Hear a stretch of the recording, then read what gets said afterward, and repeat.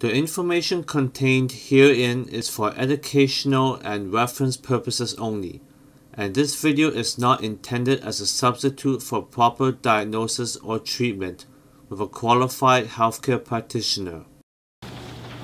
All right, I think we should give it a kickoff right here. I think so. Ladies and gentlemen, I think we'll start the first trial symposium at Kripps Pharmacy. Mr. Kripps is a renowned expert on the thyroid, and he's been helping people with thyroid for the last 30 years. And we're very, very grateful to have him here today to share with us his experiences over the last 60 years with thyroid. Because the thyroid's been around for a long time. Ever since God made it, you know. So, this will be a presentation by Mr. Kripps for approximately half an hour to 3/4 of an hour. And after that, I'll have a few words to say, and then we'll open it up to anybody that has problems and questions about the presentation or about their own personal things. Please limit yourself to about 10 minutes with Mr. Kripps, because I'm sure there's going to be a lot of people. Those people that can't be scheduled today, because we only have about an hour after the finish of this, see Severa, she's at the cash right now, and she'll take your name down and then schedule you for a Saturday interview with Mr. Kripps. Okay? So everybody will be taken care of, just not necessarily today. So, without further ado, Mr. Kripps. Thank you, Dr. Thorpe. And welcome to our thyroid seminar. I'm Stephen Kripps. I was a senior laboratory technician and also a pharmacist for 66 years, presently retired, and I'm 92.5 years old. The information I'll give you is evidence-based. It's authentic information. And it is for educational purposes only. The diagnosis and treatment remains in the hands of your physician. There are 4 main thyroid problems. One is low thyroid, which is the most common, and that will be discussed today. There's also high thyroid, and there's Hashimoto, which is high and low, and there's also Graves' disease, which is autoimmune disorder. Those are not very common, so we will devote our time to low thyroid. 1 in 4 females and 1 in 20 males will develop low thyroid in their lifetime. And half of you will not be diagnosed as low thyroid. This is why you have to be your own advocate. And that's the reason for this coming together, so you know what the problems are and can participate as being your own advocate. Now, the symptoms of low thyroid are usually cold hands and feet, faulty digestion. A lot of things don't seem to be related, but I'll show to you where they are. And other symptoms are like faulty digestion, fatigue, depression, inability to concentrate, memory. As a matter of fact, I'll pass these 2 books around. You get a set from behind, I'll set from the front. Page 133 in here, and page 6 over here. And you look at the symptoms. There's about 20 or 25 of them, and gradually pass them around.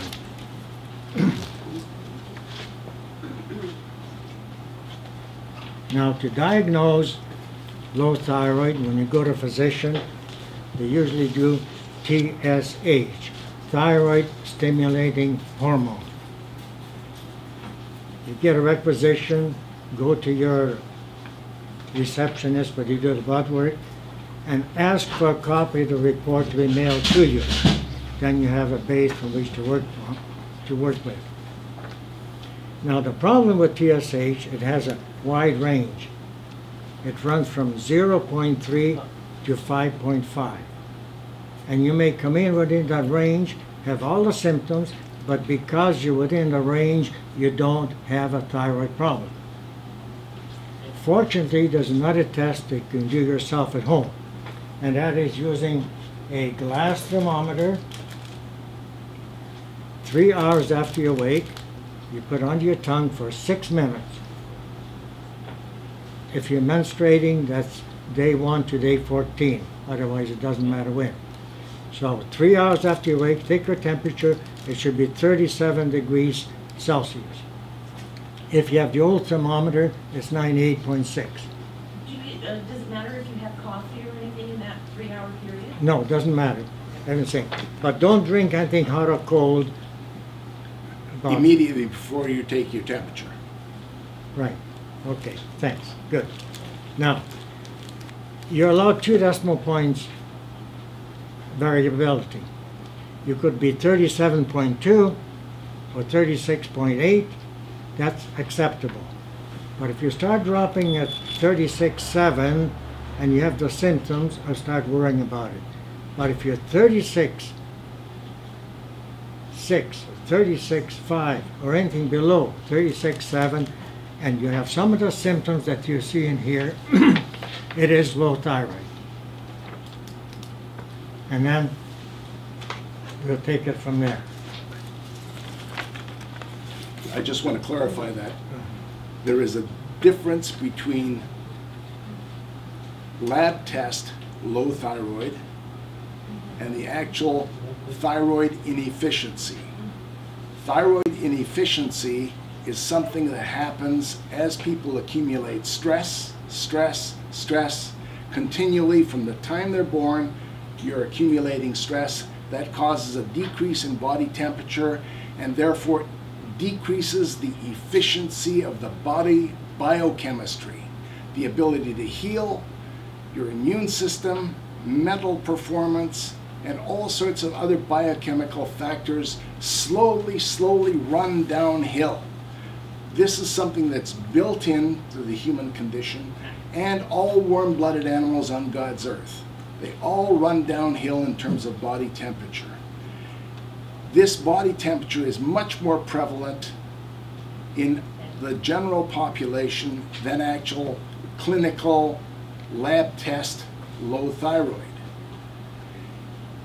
If it's due to low body temperature but your lab tests are correct, then there is a very good chance you can do a tune-up on your body biochemistry, bring it up to normal, and then if you're on medication to do that, not necessarily, most people don't need the medication, but if you use medication, then you can go off the medication, your body temperature will stay up, and then in 5 years or 10 years, as you accumulate stress again, your body temperature, as it goes down, you do another tune-up.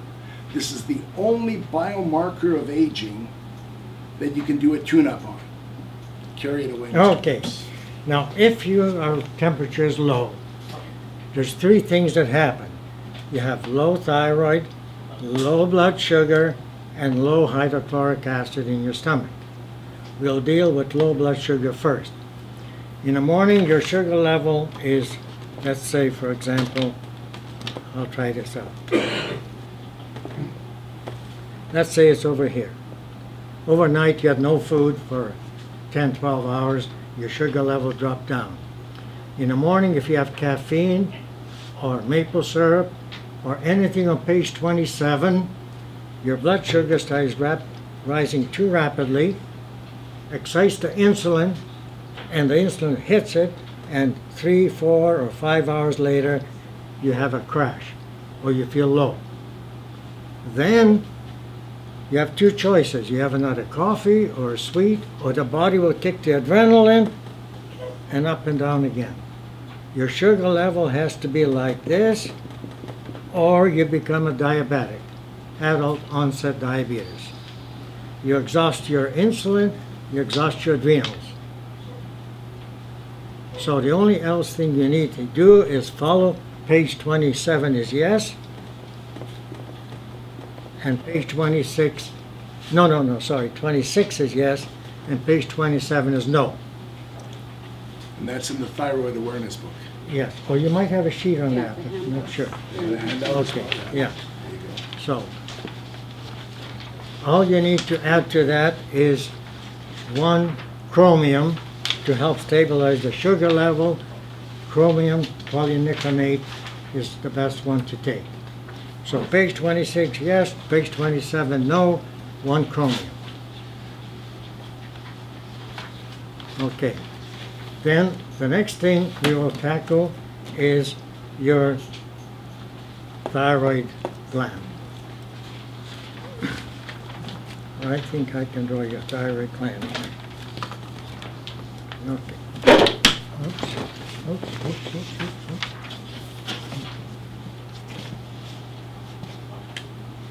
Here's your esophagus, and the thyroid gland is like a butterfly gland around the sides in here. Okay. And this thyroid gland will work for you all your life unless you had an infection or too much radiation or surgery. Otherwise, that gland is good for life. All it needs is 2 essential nutrients. You give it 2 essential nutrients and it'll work all your life. One of them is tyrosine, an amino acid. And the other one, what do you think? Right, very good.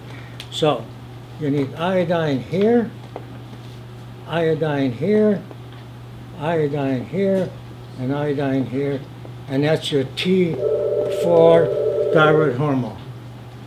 There is no reason why this thyroid gland will not produce enough thyroid hormone if you have enough tyrosine, which comes from an amino acid, which comes from proper digestion of food, and we'll cover that with the HCl. Iodine is the missing link. We're extremely low on iodine. Almost the only source right now is iodized salt, and iodized salt contains 0.385 milligrams per teaspoon. A lot of people are cutting down the salt, they're cutting down the iodine. And our iodine from food supply is extremely low. About early 1900s, no, I'll go back a little bit. Okay. About 1800s in France, they isolated iodine crystals. And they weren't able to put in a solution because iodine is only soluble in alcohol. So Dr. Lugo, no relation to Google, Dr. Lugo, Jean Lugo, took 10 grams of potassium iodide and 5 grams of iodine plus water and made it go into a solution. And he used that for dressing wounds because a lot of wars in those days, and also sterilizing his instruments and treating thyroid. That's 200 years ago to use iodine to treat, they call them goiter at that time. Now fast forward to the New World, America, and around 1900s, Dr. David Marine observed that children, 11-year-old children, particularly girls, had goiter. So in the state of Michigan, he got the health department involved, also Ohio, and they took 2,300 children and they gave them 9 milligrams of sodium iodide for 2.5 years. They took another 2,300 children and just observed them, controlled. At the end of 2.5 years, The ones that were controls had no iodine. 22% had low thyroid, goiter. And the other ones had 0.2. Just that amount of iodine for 2.5 years, the goiter disappeared. So the U.S. Health Department got excited, made a survey of all the United States, and they found out that all parts of the United States, the soil was low in iodine. So they figured it must be a way of giving iodine to the public. So they decided to add iodine, potassium iodide to the salt. And 1 teaspoon, 5 grams, contained 0.3 milligrams of elemental iodine. And the goiters disappeared, and so did mental retardation improved. But low thyroid did not go away. It remained. So they treated with different hormones, etc., etc. So, about 18 years ago, there was an article published that iodine clears out bromine, chlorine, fluorine. These 3 items are called a halogen group. Okay. Remember your chemistry when you took in school? Okay. It's iodine, bromine, chlorine, and fluorine. Okay. Now iodine is okay. This is toxic, this is toxic, and this is toxic. They found out that if you take milligrams of iodine, you will eliminate the other toxic elements. This is called a halogen group. They look the same, like physically look the same, and size looks the same. So if you're short of iodine, one of these guys comes in and gets in there and no longer is a thyroid hormone. It is now toxic, accumulates in the breasts and also in the thyroid gland. And we have iodine receptors in every single cell in your body. You've got trillions of cells and they each have iodine receptors. So iodine is very, very essential for good health. Okay. Dr. Guy, G-U-I, Abraham, and you can go on the internet. He has about 30 different studies. And he came out to a conclusion that every single individual needed 13 milligrams of iodine per person per day. 13 milligrams.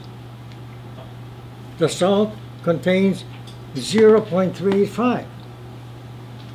Woefully inadequate. At the same time, they found out that the Japanese and the Icelanders consumed 13.8 milligrams of iodine every single day. And their life expectancy is 4.5 years longer than the United States. So he recommends 13 milligrams of iodine, 6 for the thyroid, 5 for the breast, and 2 for the rest of the body. 13 milligrams of iodine. What food sources would you possibly get that kind of iodine concentration in? You don't. What about sea Simple salt? answer is don't. What about sea salt if you don't consume processed food? Processed salt. Okay. What about sea salt? Sea salt will contain a little bit, but not any more than that. Not any more than that. Okay, The well, Japanese eat a lot of seaweed, Seaweed, much yeah. more seaweed than we consume, Yeah. even if we eat Yeah. a lot of sushi. Okay? yeah, their And diet, that's where they get their iodine from, primarily. Their diet consists of mussels, crabs, oysters, salt fish, and seaweed. So they consume 13.8 milligrams all their life, and the same thing with Icelanders. Similar diet. So he comes to a conclusion that everybody should have 13 milligrams of iodine per person per day, and you're not going to get it out of any food. Why? Because when they made a survey in the United States, and that's Canada will follow suit, they found out that all regions of the United States was low in iodine. That's 100 years ago. And every time you grow a crop, you remove the iodine in the crop and ship it somewhere else. So in a 30-year period, the iodine in the United States dropped 50%. So every 30-year period, 50%. And like our prairie provinces are very low, so any food grown in the Midwest or the prairie provinces will have very little bit of iodine. Negligible amount and gradually increasing. And once the iodine has gone out of soil, it's gone forever. So the only way alternative is you have to supplement the iodine for good health. Okay, let's see where we are. Okay, so iodine is the missing link. You may have enough tyrosine, but if you don't have enough iodine, you're not going to make the thyroid hormone. It's much better if you could get your own thyroid gland to produce the hormone. And there's no reason why it shouldn't, providing you have tyrosine and iodine available. The iodine that goes in that molecule is a different valency than the iodine in solution. So there's a pump in the thyroid that converts the valency. If that function isn't working right, you're not going to make T3 or T. That's correct, and that's where antioxidants come in. Yeah, and I think part of, I forget whether it's the storage or the synthesis path, requires an enzyme that has selenium. Yes, selenium converts T4 to T3. And it's important to note we get a lot of rain here in the lower mainland, and the selenium in our soil is washed out by the rain. So we have very low amounts of selenium wherever there's lots of rain. It's the same distribution across North America. No, there's more selenium in the interior where they have, like deserts, less rain, more selenium. Here on the coast, because we get a lot of rain, it's washed out of our soils. Every winter the vets have to run around and give injections of selenium to horses and cows because they're not getting enough selenium from the grass they're eating. They get sick in the wintertime. And everybody should be supplementing with selenium. And the other thing we're short of, just by the by, is boron. And boron is a very, very interesting element and very essential to the human body, but I'm not going to go there because that's going to detract from the current lecture. Okay, the third item is low hydrochloric acid. Okay, there's no hydrochloric acid in nature. You either make it in a lab and it takes tremendous amount of energy, or your stomach makes it and it needs energy. And if you're low on thyroid, you don't have the energy to make the HCl. There's your connection. Low thyroid, low blood sugar, and your stomach problems. You may have gas, bloating, constipation, heartburn, and you're not absorbing the nutrients. So this part is very, very important. Supposing you ate a peanut butter sandwich. Your job is done. You've eaten it, but the work is just beginning. First of all, that peanut butter, the hydrochloric acid liquefies it to a liquid called chyme, C-H-Y-M-E. Every single bit is exposed to this acid. And acid kills worms, larvae, bacteria, amoeba, yeast, mold, sterilizes the food, but smart enough to allow a few acidophilus bacteria, acid resistant, to go through, go into the colon, and colonize the colon. That's good, colonize the colon. Yeah. Okay. Then the acid, the work is just beginning. Acid also kills viruses and bacteria. Right. To add to that list. Okay. The number one job of hydrochloric acid is to sterilize your food. Not to digest your food. It's to sterilize your food. And many, many people, because of low acid, are now suffering from candidal infections and other types of misbiosis in the intestinal tract. But again, that's another story. Carry on, Mr. Kripps. Okay. So, it liquefies the food. At the same time, it excretes mucin to protect the lining from the acid. Smart.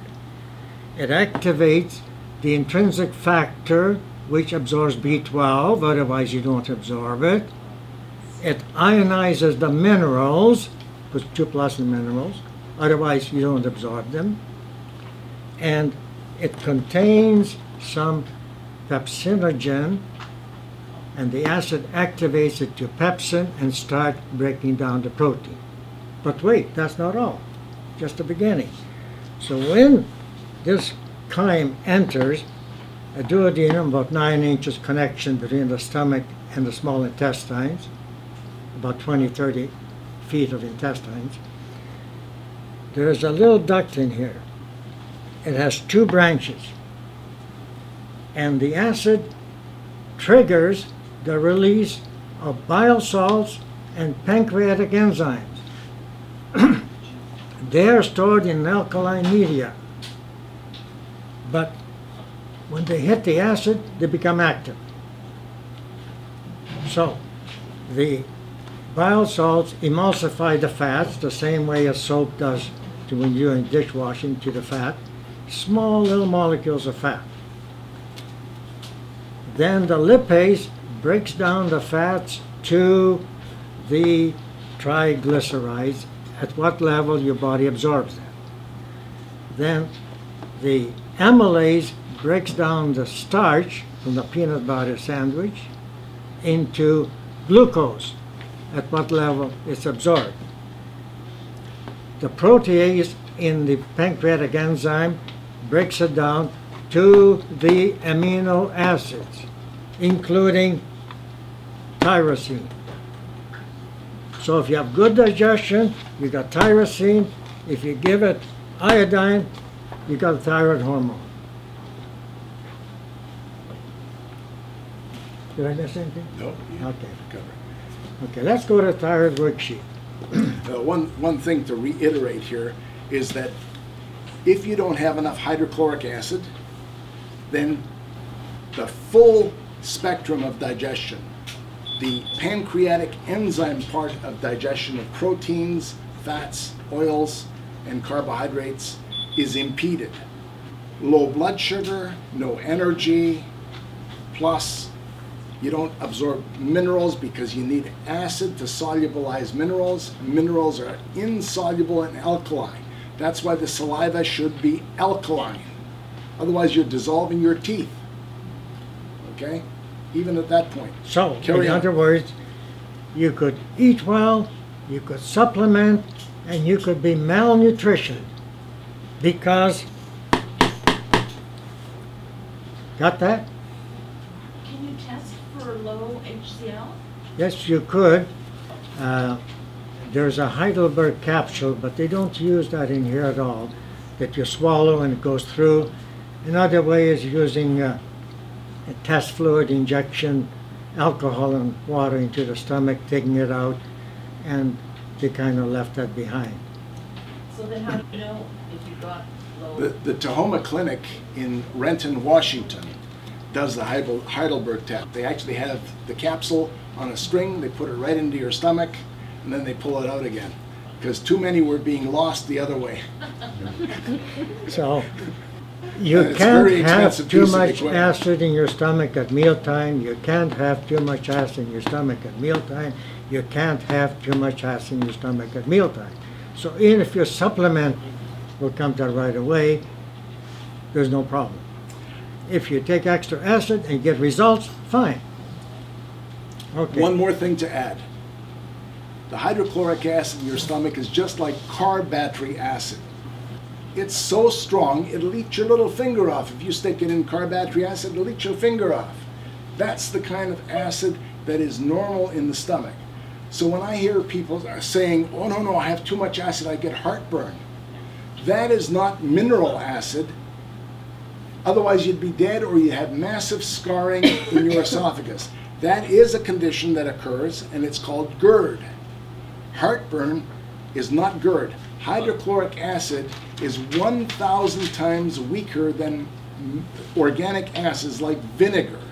Vinegar is 1,000 times weaker than the hydrochloric acid that is normally generated in your stomach every time you eat. And it should be in sufficient amounts because otherwise you don't get the full benefit of the food you're eating. Okay? So literally, those people that get heartburn, they haven't got enough hydrochloric acid, they haven't sterilized their food. Pathogens like yeasts, candida, smuts, molds, mildews, parasites even, get by the stomach and get into the intestinal tract, and the food is there fermented. Gas is produced when you make beer and wine. Because remember, water doesn't run uphill, so how does stuff in your stomach get up into your esophagus when you get heartburn? That's got to be something pushing it. Yes. The thing that's pushing it is generated gas from fermentation. Fermentation is not natural. That is not a good thing in your intestinal tract. Immediately, if you have gas, if you get heartburn, you know you have pathogens established in your intestinal tract. The reason they're called pathogens is because when they eat, they poop. And the poop they do are toxins and poisons. That's why they're called pathogens. These toxins and poisons are a variety of different types depending upon what organisms you're afflicted that shouldn't be there, and can affect many, many different parts of your body. The joints, the nerves, and everything in between. So literally, if you're having heartburn, you have pathogens established in your intestinal tract. The thing that can normalize that is supplementing with hydrochloric acid. Take it away, Mr. Kripps. Tell them about hydrochloric acid. One more thing. In the small intestines is about 80% of your immune system receptors. Recently, they discovered that there's some brain cells in your intestines. So if you get that gut feeling it's a good deal, go for it. Okay, we'll go now to thyroid worksheet. And Everybody's got that in the handout there, so have a look at it. okay, the medication, if any, we'll leave it up to your physician. The hypoglycemic diet we covered. All you need for that is chromium polyniconate to stabilize the sugar level. Tyrosine comes from your digestion, proper digestion, no problem. Now digestion we covered. You may need to supplement with Megazyme. Megazyme is a capsule that releases hydrochloric acid. You start one just before each meal and gradually increase to 2 or 3. Sometimes you need more, but 2 or 3 just before food, and no liquids with your meals. And that'll help your digestion. But remember, you should only take that if you're eating protein. These are protein, digestive, aiding, breaking down But usually protein. substances. Usually protein with some of Usually the most food. people eat Yeah. protein, and you should eat the protein first. You should chew it really well so it's just like milk when it goes down. Otherwise, you're not getting the full benefit of the Megazyme. Now, Megazyme will break down that protein and give you full value for what you're eating. okay, then we come to the iodine. Dr. Brownstein and Fleckus tested 30,000 patients And 86%, almost everybody, was iodine deficient. 96%, that's huge. That's in the States, of course, and I think we'll be pretty close in here to that. So we have iodine. To get sufficiencies, you need 12.5 milligrams. It comes in a slow-release capsule. Also, there's Lugol solution. But slow-release capsules have a big advantage. By being released slowly, you capture all of the iodine, and there's no metallic taste to the capsule like there is to the liquid. One more point. The Lugol's iodine has been used over the last 50 or 60 years, or possibly longer, 180. because there were no other choices. Recently, they have stopped using iodine on wounds because iodine kills healthy tissue. So if you have the 8 to 15 drops of Lugol's in a glass of water, as Martindale's Extra Pharmacopoeia recommends, that's the actual dose of Lugol's as a supplement, 8 to 15 drops. You'll find when you drink that water with the iodine, the Lugol's iodine in it, you get this really scratchy, uncomfortable feeling down your esophagus. That is the iodine corroding your esophageal lining. In the old days, there was no other choice. It's either put up with the corrosion of your esophagus, stomach, and intestinal tract, or get thyroid disease. Now, thyroid disease is much more serious. With the Ioplex, because it releases a little bit of iodine over the next 12 hours, it's in small enough dosage so it does not corrode any part of the esophagus, stomach, or intestinal tract. So this is a major big advance in getting Ioplex, which is slow release, rather than Lugol solution, which is generally plentiful and fairly inexpensive. It's worthwhile spending the extra money for the slow release Ioplex. It comes in 12.5 milligrams and 6.25. Now, there's one side effect that we should mention about taking iodine. You are not allergic to iodine, but iodine releases bromine, chlorine, fluorine, mercury, lead, cadmium, aluminum. As these toxins are released from your body, you may have a little headache, your eyes may be running, metallic taste in the mouth, some fatigue probably. Those are the results of elimination rather than that of iodine. Sometimes you'll get tenderness in the glands, just like you get when you get mumps when this is happening, when you're releasing toxins. And also sometimes you can get a skin rash, because remember, your skin is your second kidney. What your body can't get rid of in terms of toxins and poisons through the kidneys and the liver, the body has to get rid of somehow or put it into safekeeping. One of the ways it gets rid of it is it puts it in the skin, which is your second kidney. And then you get a rash or eczema, and then it's eliminated from your body in that way. So Ioplex comes in 6.25 and 12.5. You need 12.5. But if you're very sensitive to medication or supplementation, start with 6.25 for about 7 days and then take 2 a day. 12.5 is the target that you should have. So all those symptoms, they will disappear once you detoxify. Yes. You have to drink lots of warm liquids, Yeah. stay warm, get a lot of rest, and usually that passes in about 14 days. Okay. Unless you have a lot of toxins, then it takes a lot longer. Okay, we have here fish oil, a multiple vitamin. You may have one of choice. If not, we have one called Best and a mega vitamin kit.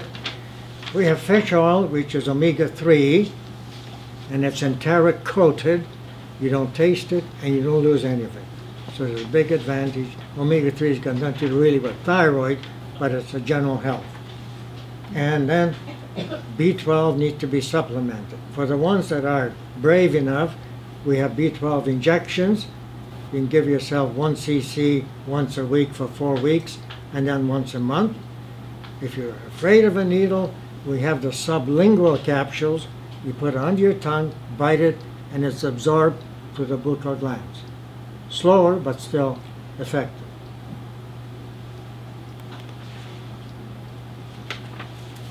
This pretty well completes my presentation. We have talked about low blood sugar, we talked about the iodine, we talked about eliminating the toxins, improving your digestion and assimilation. So this concludes my presentation.